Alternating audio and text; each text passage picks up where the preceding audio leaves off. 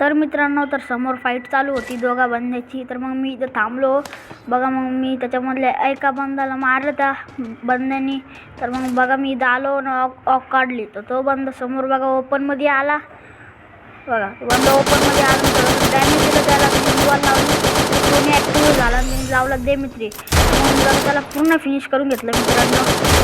Finish करून झाला, आपला पहिला किल झाला कंप्लीट. तर मग आता इथून जायचं. मग इथून मी आलो या घराच्या साईडला, मला यायची होती इथून P90 या बॉक्समधून.